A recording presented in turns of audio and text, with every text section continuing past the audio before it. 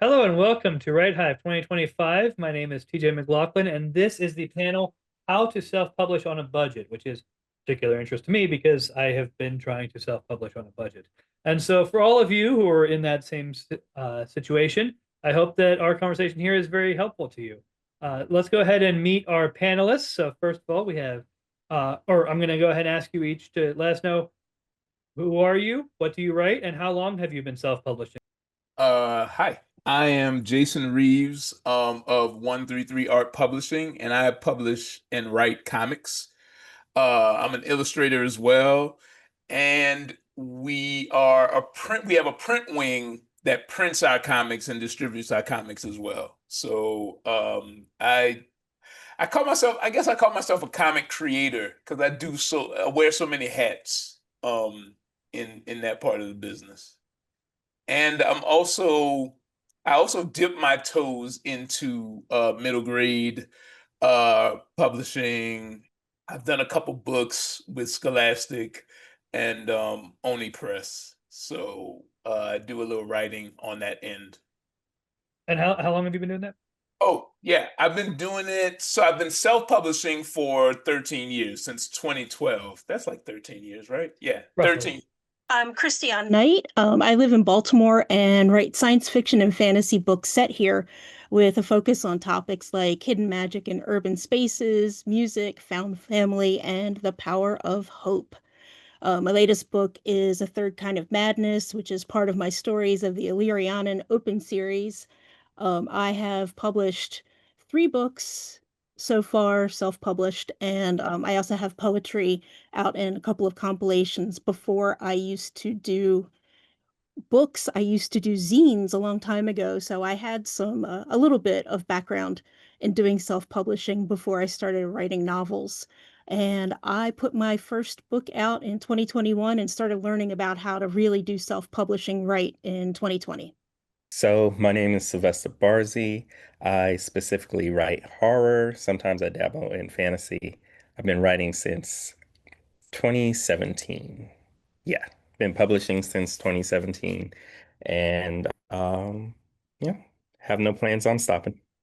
When we talk about doing this on a budget, obviously the budget isn't going to be zero. So what types of things do we need to be thinking about in terms of things that you need to budget for? And, what kind of a budget do you think is kind of realistic for starting Starting out budget? Wow.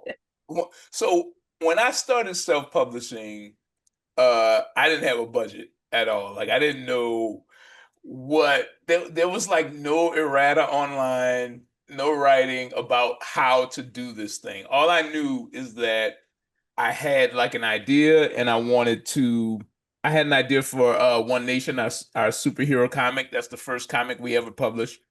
And I really wanted to be like Chris Claremont and out? write the X-Men, you know. So there was no budget at first. So I guess I would say be smarter than that and save up, a couple $1,000 if possible and start there.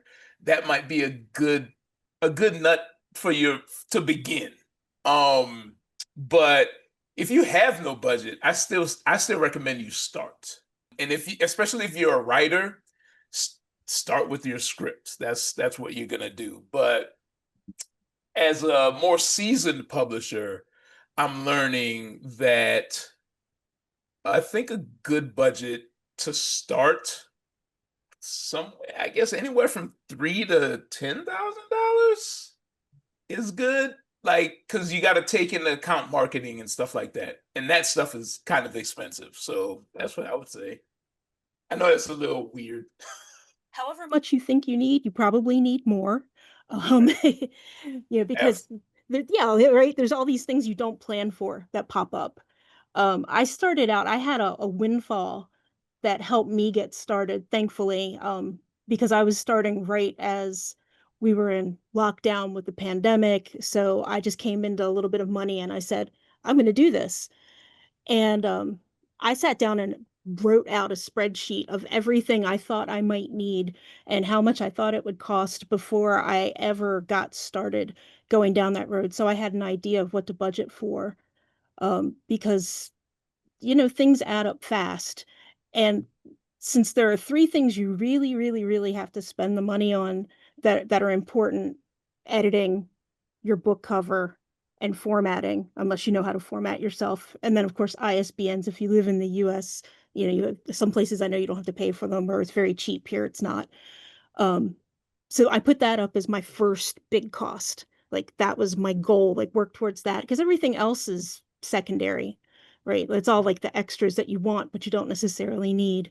If you have those things, you're pretty set. I would say I spent, to start off, about $5,000, but I could have spent less. I mean, like I went with some options that were a little more expensive, but I felt really comfortable with. I have a lot of little tricks that I tell other people that they can cut corners with, which I know we'll probably talk about later. Um, that really helped. So yeah, about $3,000 to $5,000 is what I put out. I think it really just depends on what the what you're trying to achieve out of your writing career. Like I always think that you should get an editor and you should budget for your covers and things.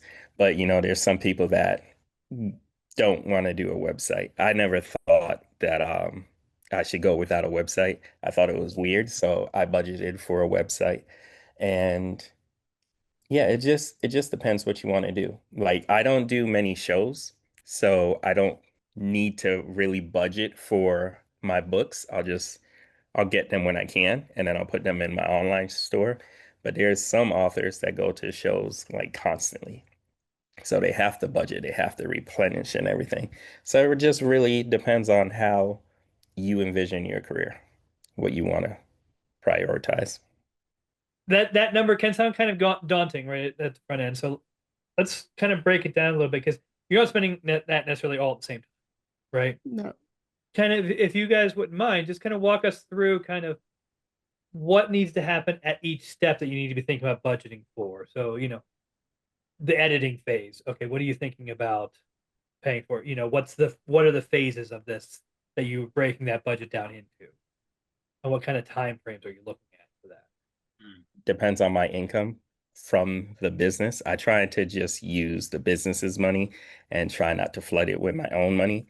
So at the start of the month, I see how much I made from the writing business, and then I decide what I'm going to do this month.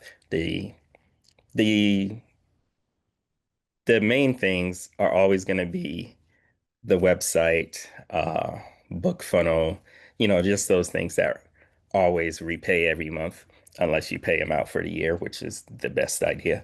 But so those are the main things.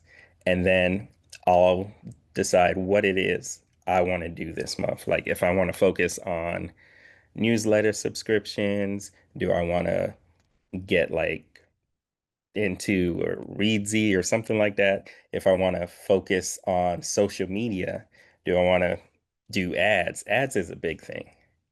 I don't do too many ads, but you really need to sit down and study ads and work it into your budget. So basically, if I made a decent amount of money, I'm probably going to do a lot for that month. If I didn't, then it's just bare minimum in writing. That's pretty much it. Well, for me, on the comic side, I guess the must-haves, and I took some notes. Let's see. So the must-haves on the comic side are like the art team.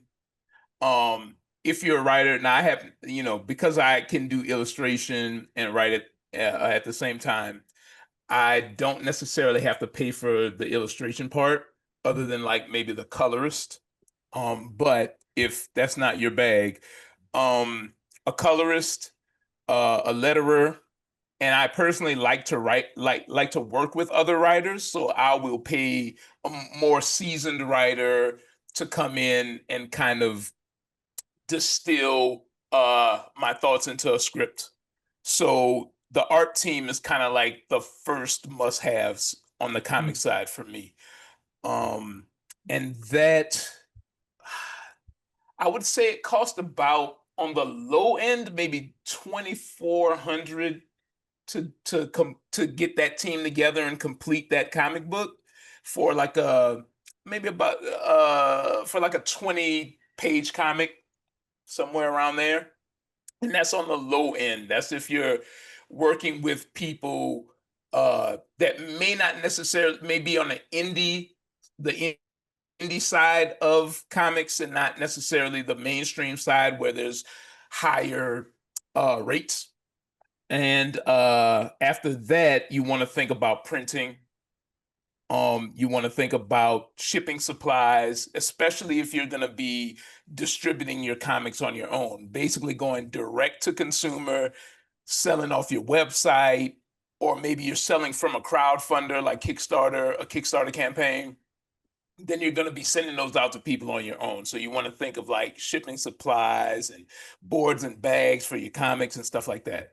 So again, if you're coming in at 2,400 for the art team, your shipping supplies might be, let's say, $500-600 maybe is a good start.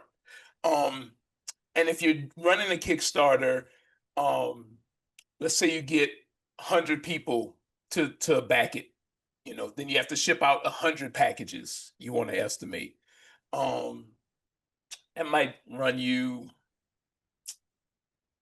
let's say, another $500, maybe. So you're getting upwards of $3,500, $4,000, kind of like that. And that's, again, this is like your first run on the low end, getting this first issue done. So that's, as a brand newbie, I would say, I think that's where you're at, especially on the comic side. I can't necessarily speak to the other side. For my first novel, starting out with not knowing much of anything about how to put together a novel, I went to a friend who actually offers packages.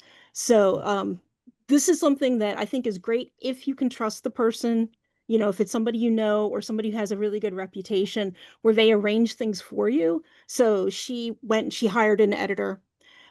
She and I together put together the graphics for my cover, and she did all the layout for that because she knew how to do that. That's one of her talents. And she also did all the formatting. And she did a couple of other things for me too, like stuff that later on down the road I realized I could do myself pretty easily, like put together a one sheet and accompanying graphics and things like that. I can do all that myself, so I don't pay for that stuff anymore.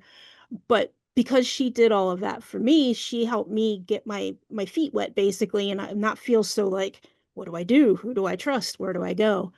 And that package was about 3,500, I think was the total for that, with all of that and some other extras and support. And the one thing about that is if you work with someone like that, make sure that they are open to having as many edits as you need, as many times going back to adjust the covers and the formatting and everything. Oh, and this was also for both print and an ebook. So, that was all together. That really helped me out. Now I'm doing things like hiring my own editors. I am doing my own covers actually. And I do a lot of other little details like that. Like I do all my own advertising. I make all of my own graphics. So I can cut out the middleman there. The more that you can learn yourself, the more money you save. But not everybody has that skill. I understand that. So like there are places where you can get off cheaper, not having to pay quite as much with that. You don't have to like pay top dollar to get nice quality. You just have to pay attention and kind of shop around a little bit. It doesn't hurt if you make friends also who do those things because you can trade. That's a really good angle, is like, trust your eye for quality and talk to your friends about it who may do this as well, because you can kind of cut corners in little spaces where it might, these possible spaces, like doing your own book covers and whatnot. Like I do all of my own like copy work, just because that's I sort of came up in that on that. I was an illustrator first before I wrote, Mm. before I published or whatever. But yeah, I would totally say as far as cutting corners, like with comics, learn how to do your own letters. And I'm Mm. glad you said that, Christine, because I like it sparked that in my brain. I was like, I did my own letters for the first few comics. Like I just learned how to do word bubbles. I bought a book from Comic Craft. It was one of the bigger companies that do comics. And Richard Starkings wrote a book on it. And I was like, man, let me consume that and figure out how to do it. So even now, if I need to do comic lettering, I pull out that book and I just kind of absorb what he's laying down. So that will cut out sort of some of that process. And early on, I didn't work with many editors as well. So I would edit anything coming in from the writers and edit myself. And that kind of left that part of it, that expense out for me too. And it's also good to learn how to do it so that you know how the process goes. So you know what some people will come and try to charge you, absorbance amounts of stuff, but you know how much it's worth or how much it costs, right? So yeah. Yeah, and you develop an eye for what you like, Mm. and it helps you narrow down who you want to work with if you decide to bring other people in to help you with those tasks. Because, sometimes you bring somebody in, you have no idea, you don't know what it is that they've got or what you want. But if you've done it a little bit yourself, you know what your aesthetics are, what you're going for. I mean, I Yeah. know like my covers have changed over time. Like the one for Third Kind of Madness is probably my favorite so far, and it is a far cry from my first book cover. I would probably go back and redo my first book cover once I have a slight bit more experience with it. But I'm like that cover, I did almost everything. The person I work with did some of the layout for it, but I chose the images, I did some of the editing, the text, all of it. The more you do it, the more skill you get with that. 'Cause I was thinking about that when you were talking about like cutting corners, because I did, this is my first book that I self-published, and I did everything. I did the editing, I did the illustrations, I did the cover, everything. And so I was able to avoid spending any money because I also went through like KDP and stuff. I was able to avoid spending any money until I got to marketing. But I mean, there is the fact that it was my first book, and that shows to a certain degree. And so, there are, as we're talking about things that you can cut corners on, which is really good to be talking about and to think about. What are some of the risks that you run doing that, and what sorts of things are just not worth cutting corners? As far as I'm concerned, editing, formatting, cover art, and you don't have to spend a lot of money on cover art, but you have to pick high quality things. Don't just grab anything. Um, don't use AI unless you really want to have the controversy that goes along with that. You know, if you're going to use stock photos, you have to vet them very carefully. Um, Editing makes your book better. You can do it yourself, but the more eyes you have on there to help you, because you'll miss things because you're familiar with it. Because sometimes there's just things that you just don't know, that need to be fixed. There were plenty of things. I learned so much my first round of editing that I'm pretty good. I mean, like, I did, did really well in English. I excelled at that, but there's still stuff that I don't know, and there's mistakes I still make. And I also love NM dash way too much. So editors help with that. And formatting, which is something I'm learning now that I have experience, but going into it at first, I had no clue. Um, there are programs out there that can help you a lot to do it yourself. And that's a really good place to start if you can't afford to pay somebody to do your typesetting for you. Like I said, I'm getting ready to explore that now, and I'm probably going to I have Affinity Publisher. I'm going to try that, and I may look into Atticus. But that's something that I waited on, because expenditures. If you want to try something like Affinity Publisher, they usually have sales. That's how I got mine super cheap. I got the whole package. So like I actually have an image editing, and I have something so I can like do my book covers on now. and not have to spend money and not have to put money into a really big expensive program like Photoshop or whatever. Yeah, those are the most important things I think that you really can't cut corners on.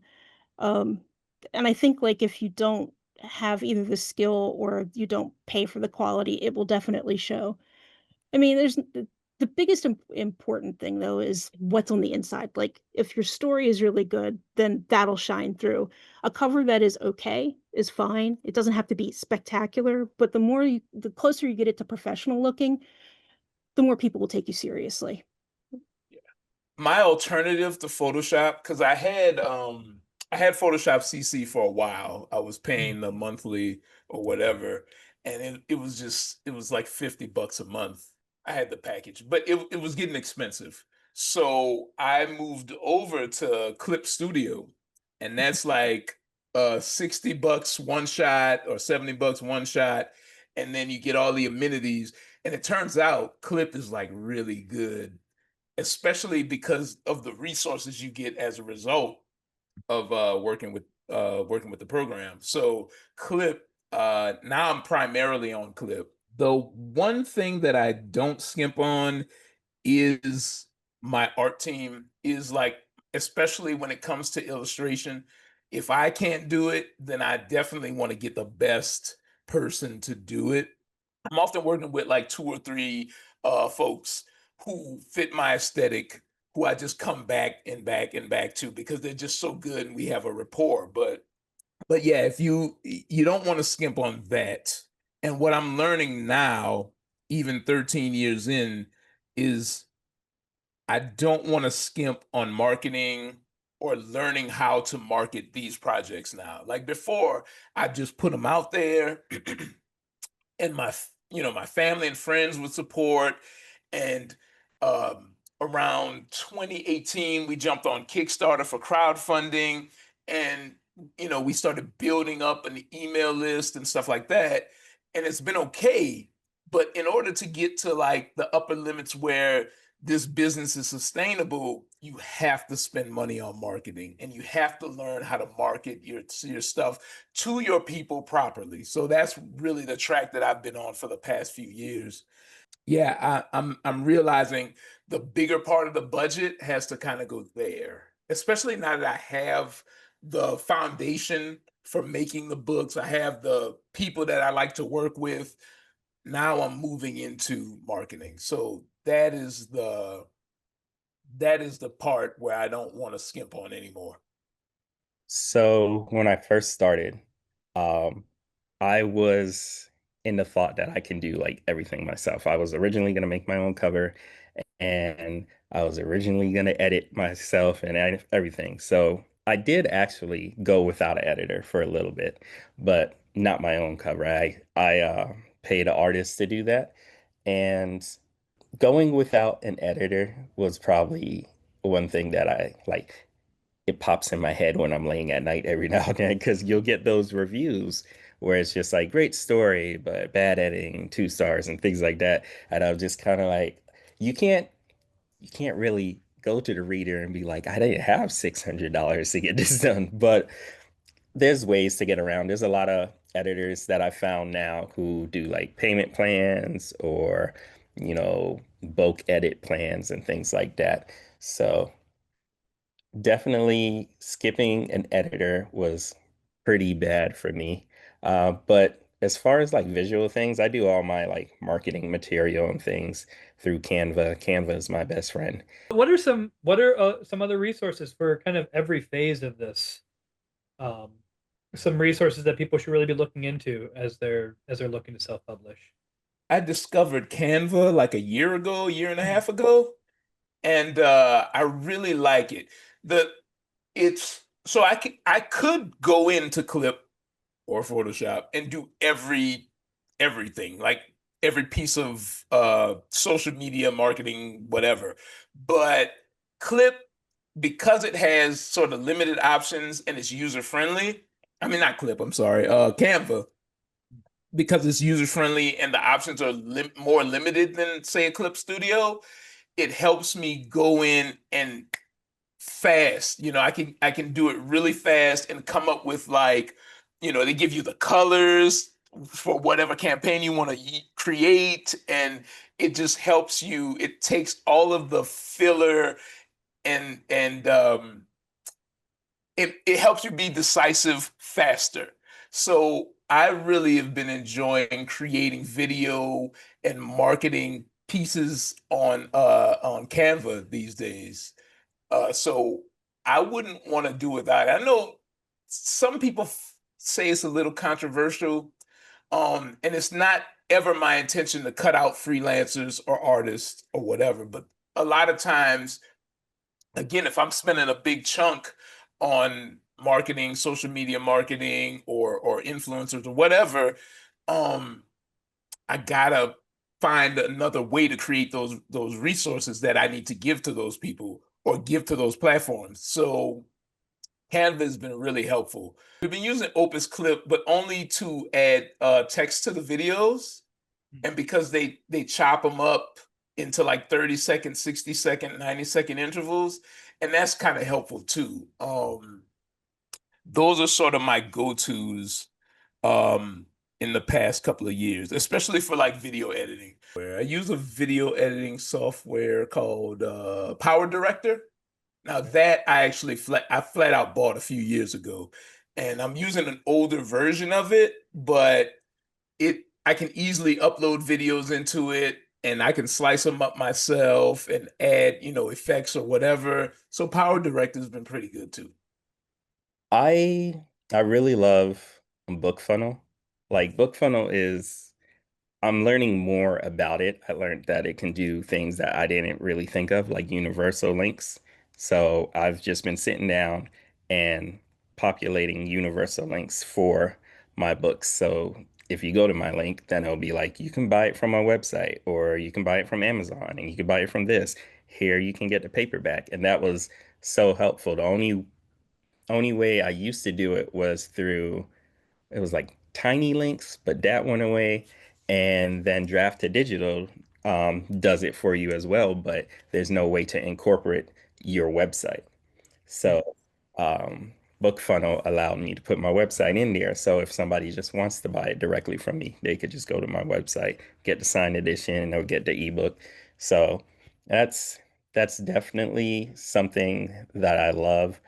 Canva is definitely in my tool house. I do a lot. I used to do videos in CapCut because it was easy, but then it started changing and turning into like this pay system. So now I've learned how to do them in Canva. And so I do my videos in Canva. I do my social media marketing. And yeah, like everybody says, if I don't know something, I'm just gonna sit down and watch YouTube till I figure it out. Yeah. The great thing about Canva is that you don't have to pay for it to use it. That has a free level, or you can pay and get even more things.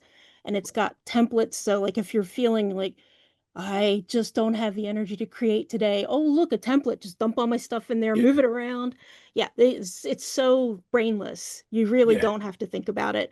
And once you've set up all of your different colors, your themes, you've got your logos and everything already in there, you just smoosh it all around, and it takes like 10 minutes to make yeah. something, a graphic you can promote with, something you could slap onto Instagram, or wherever you're publishing your stuff and putting it out there.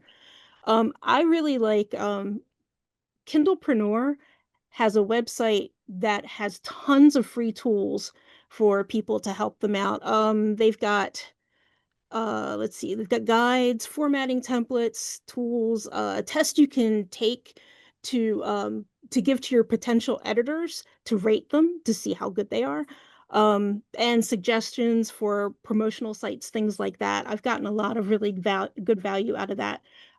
Very free, good stuff. They also are the people who put out Publisher Rocket, which is a paid program, but is really helpful if you're publishing to KDP, because it can help you get the kinds of keywords that will bring you the most attention and Mm. get you the most bucks.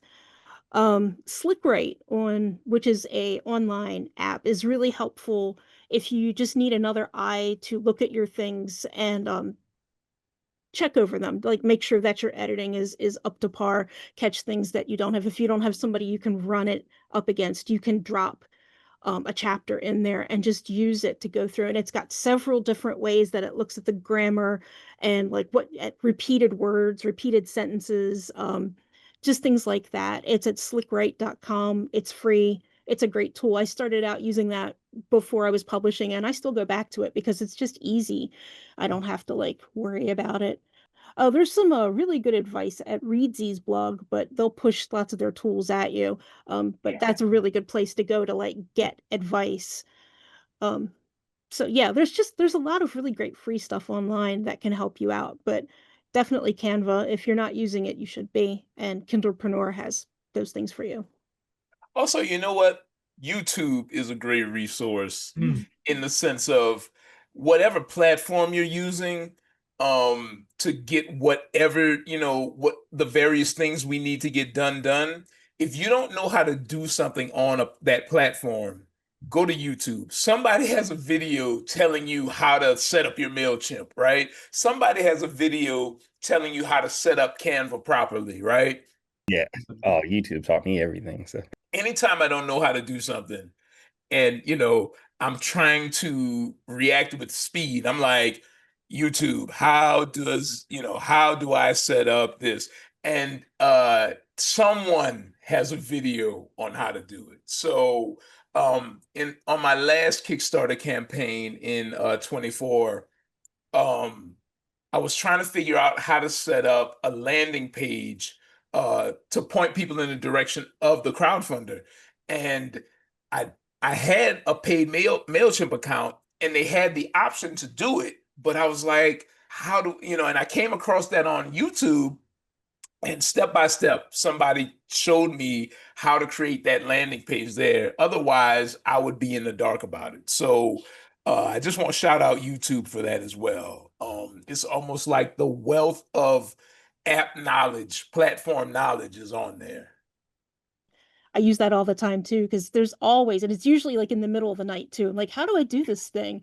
YouTube is always there for you, always. It's always on. So there's some great resources available. What are some to avoid though? What are some resources that you've come across or that you've seen try to pitch to you or whatever that people really should be avoiding? Anything that sounds too good to be true. Anything where like somebody is offering you way more than you know that it costs. Um, a lot of times, like, oh, here's a good one. You'll get these people that will email you or contact you through social media and say, I can do marketing for you. I can write reviews for you. I'll put them up on Amazon. You cannot pay for reviews on Amazon. If they find out you paid for reviews, they will take them down and they may take your book down. Don't do it. Um, just stay away from anything that sounds hinky because if you get that feeling, that vibe that it probably is. definitely do not invest your time in someone that slid into your Instagram DMs. They it's not gonna go well.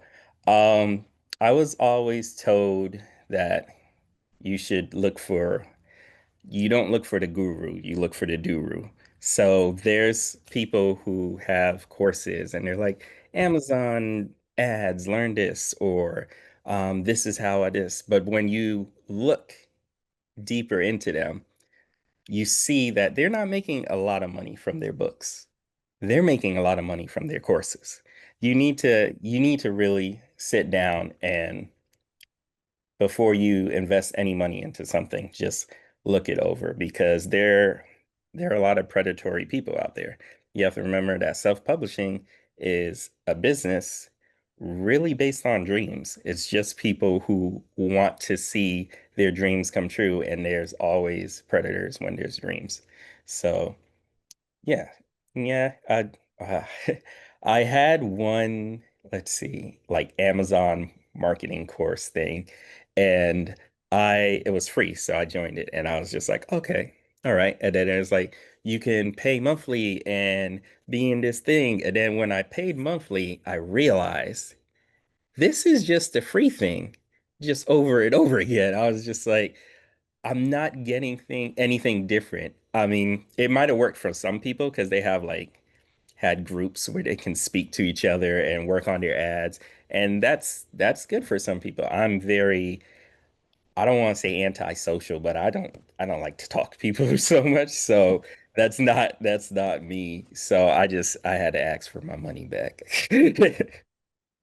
Those web building emails and SEO emails, those are always super scammy. And I'm like, they're like, hey, Jason. I'm like, how do you you're addressing me by my first name? Thanks. Hey, Jason, we can get your page up on the first page of Google or whatever. And we've been looking at your page and you have this many views or whatever. Like that, not only is it kind of invasive, but also it's very scammy. And the guys that wanna fix up your website, especially your front page, to make it more accessible for SEO, those things are usually a scam. Anything out of the blue that wants to help you with sort of that kind of intimate web development is always pretty much like 99% a scam. Um, I would say now these might not necessarily be a scam, but I also kind of don't like them. Contests, like writing contests or what, like for me, always the labor for maybe some money or maybe some accolades, just not great. Like I never liked the idea of that, you know?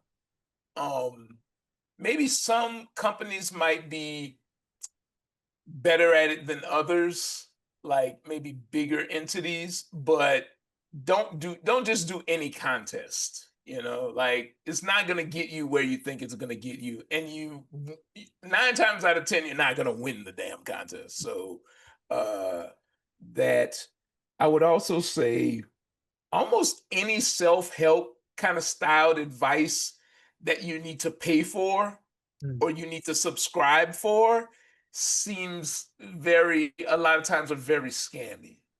A lot of those pieces of advice you can find on YouTube already, or you can find from, like we were speaking of earlier, like friends that do this or people that have gone before you. They can give you that advice for free. You don't have to subscribe to anything or pay for it. It just kind of opens up your world and your email address for more scams, I think. Yeah, that was actually on my list that I forgot about. I'm glad you mentioned that because there's a thing that you'll see this a lot. You'll find some author and they're like, "Take my class, learn how to publish your first novel and make it a success." And like, what have you published? I can't find your stuff anywhere. Or you find it and it's got like 2 ratings, like, okay, I could do that on my own. Thanks. Don't pay for that. Any really good any good author website that's got an author in it that's giving advice will give lots for free. You may read all that and then decide, okay, they seem to have a good sense. Maybe I'll take their class for a little bit. If you do, don't pay much. That's just my opinion. Because as Jason said, there's so much free information out there. And yeah, there's just too many people that are like, and have no proven results to show you. They always have like really good uh sort of album cover pictures on their videos, like the thumbnail is always them with like a bunch of money or something like, hey, I can help. I don't trust anybody who's selling something that looks nicer than me. Like if they're Right. super styled, I'm like, no, no, no. Authors look like me, and we're all like scrunchy, Like Is an he album working? cover from the like an album cover from the early 2000s, like Yeah.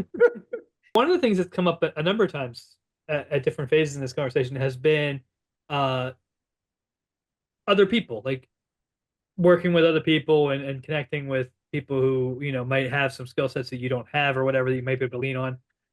So what are kind of some avenues, or where do you want to go to kind of start making those connections? How do you find people like that to kind of bring connect with and have that kind of relationship with?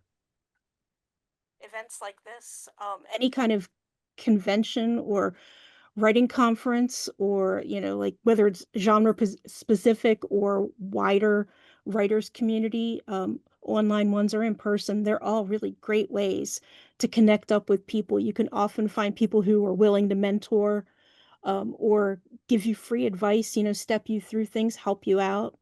I've that was actually how I really took off. I had attended the Nebulous conference. It was all virtual, and I met up with a ton of people that were willing to help me and give me advice, as somebody who just was just starting out, and really hold my hand through the process.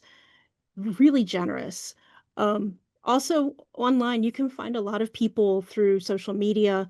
Um, I've met a lot of people through Blue Sky, and before that, Twitter, long gone now, but that have led me into Discords and things like that, where I have gotten lots of support and been able to give support in return.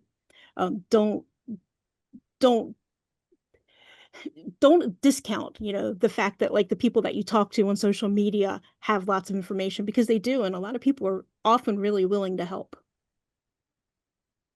I second all of those. I met my mentor in illustration at San Diego Comic-Con in 2015. Hmm. And I'm a Hurricane Katrina survivor. And literally 2 weeks after I met him, Katrina happened, and he invited me because we lost everything, and he invited me to come stay at his house in Portland. And that's where I learned Photoshop and the illustration game and all that. So conventions and places where people like us go to gain information and hang out, festivals, what have you, are definitely a great source of meeting people like you, um, and finding people with the knowledge. Again, a lot of them, especially if you seek them out, have gone before you, so they do have the knowledge. So just be very open in those spaces, and not necessarily transactional or belligerent, but definitely be open to meeting people. And Issa Rae said something really cool. She said, uh, everybody is often trying to network up, like above them. But she says she likes to network sideways because your peers have knowledge too. It's not necessarily that they haven't gone before you either, right? You might be on the same level, but there are so many different facets to this. So if you pull in knowledge from all of those, you can move ahead. And so I'm all about networking sideways. So definitely go to shows. I'm an introvert, but at the same time, I will get out and sell some comics. And some of the shows that I go to, I mentioned San Diego Comic-Con. There's Black Comics Day every February in San Diego, run by Keith and Jones of Kid Comics, and that's one of my favorite cons every year. And the community of creators there, um, again, all at the same level almost, right? We're networking sideways there. Really a great resource for people that are sort of coming up in the indie community. Black Comic Book Festival at the Schaumburg in New York. They're actually having their centennial today. Oh, Uh, wow. they're having the centennial. Today when it's recording, not today when you're Right, watching. right. Well, Yeah. yeah, today when we're recording on the 14th. But they're having their centennial celebration that includes not just comic people, but people from around the industry. And that is also a very good show that I attend. I also second social media, a big um, a big community of people that I know that work in do the same things that I do. I've met since 2012 online, and we've met each other in person and hung out, and it's really cool if you're open to meeting people that you can move forward together and share information. So yeah, seconded. You should definitely befriend authors within your genre because you all have the same target market. You're not in competition with each other because there's readers that read 200 books a year. You can't write that fast. So you might as well news swap with each other, share tables at conventions with each other.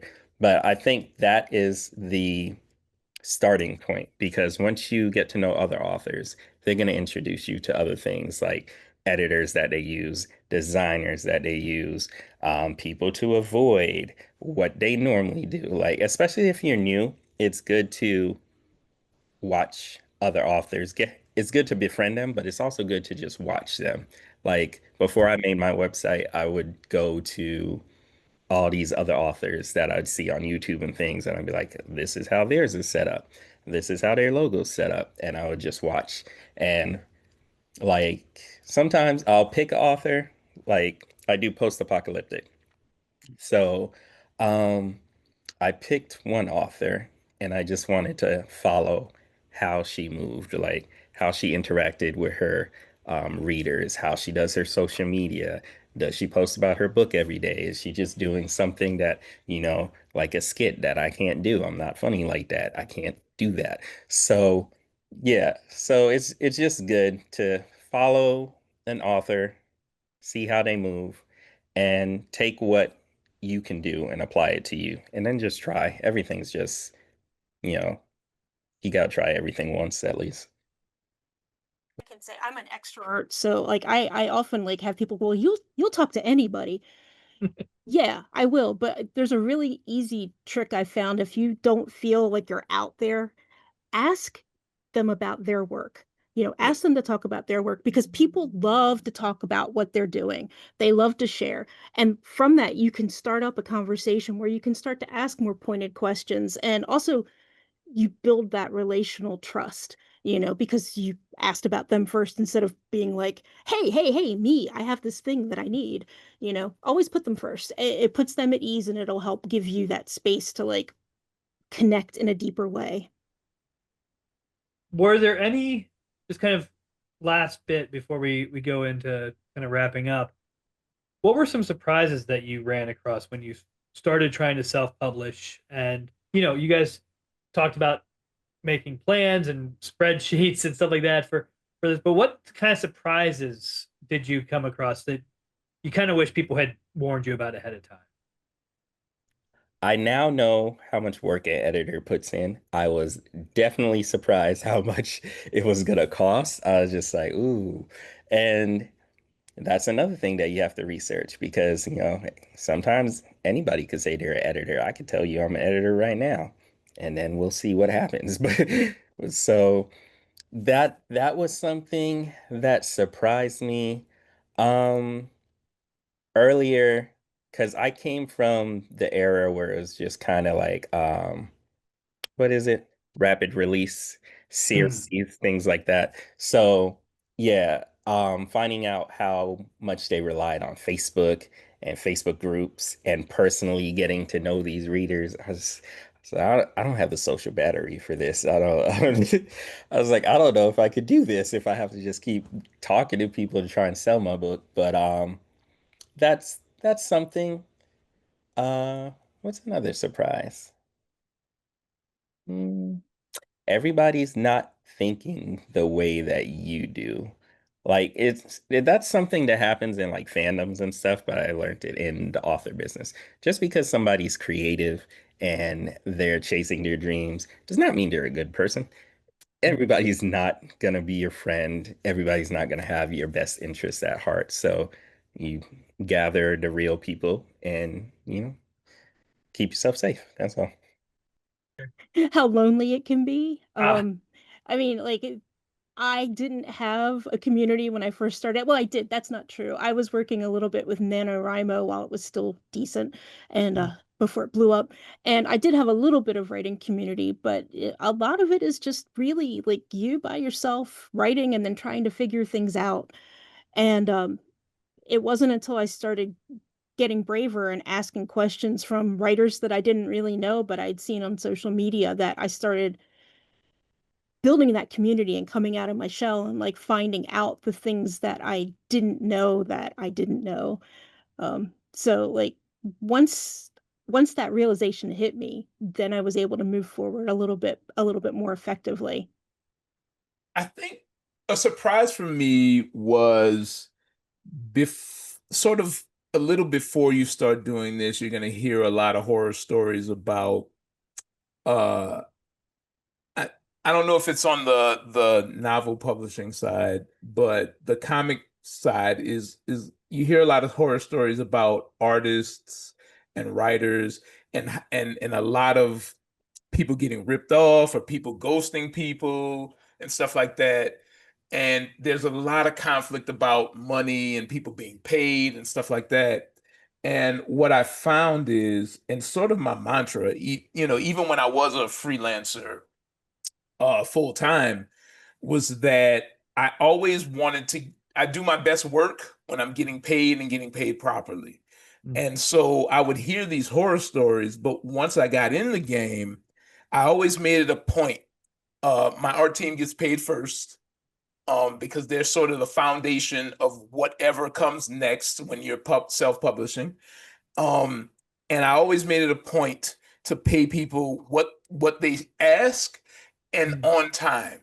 Before I get paid, everybody else gets paid.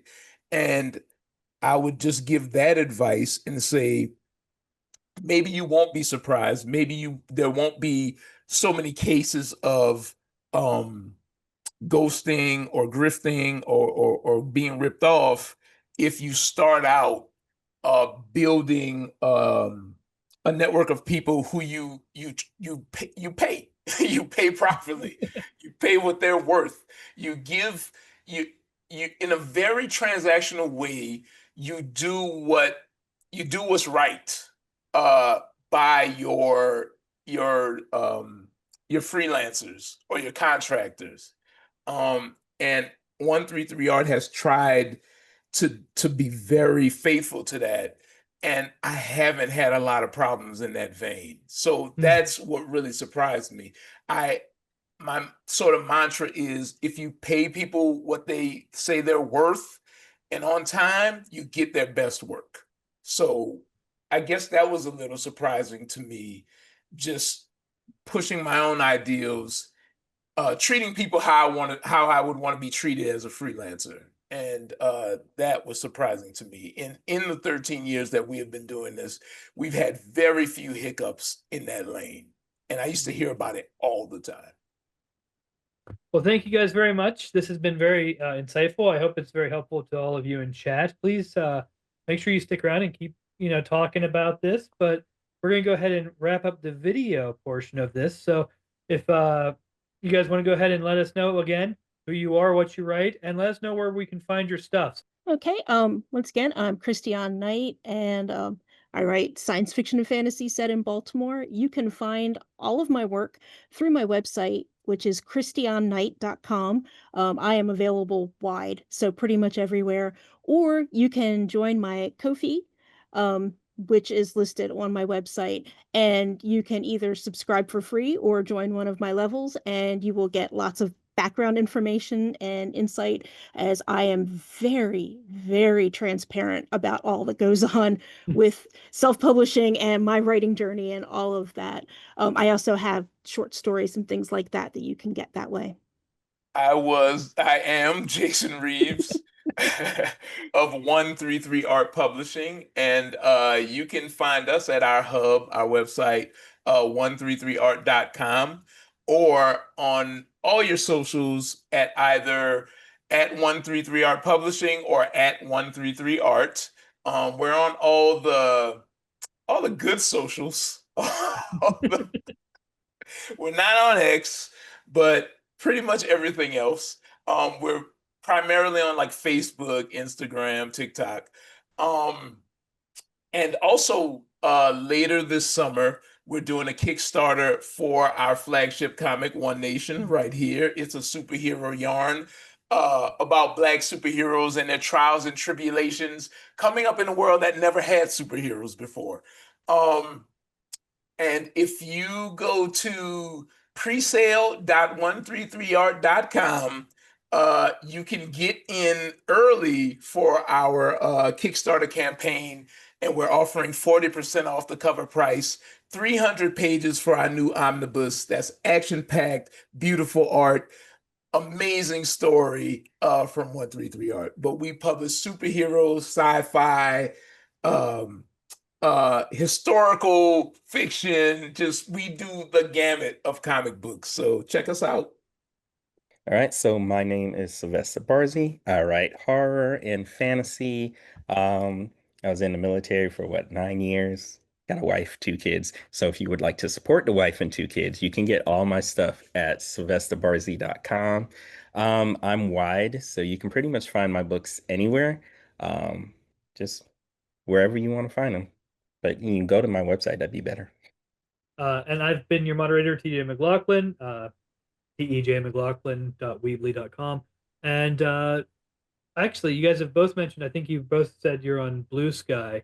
Writehive, because Blue Sky is kind of a new resource, Writehive this year created a starter pack that if you go to the Writehive Blue Sky account, you can go to their starter packs and you can just follow every, I think, moderator and panelist in this year's event. So go ahead and take a look at that as well and enjoy the rest of Writehive 2025. And we will continue talking to you in chat. Thank you.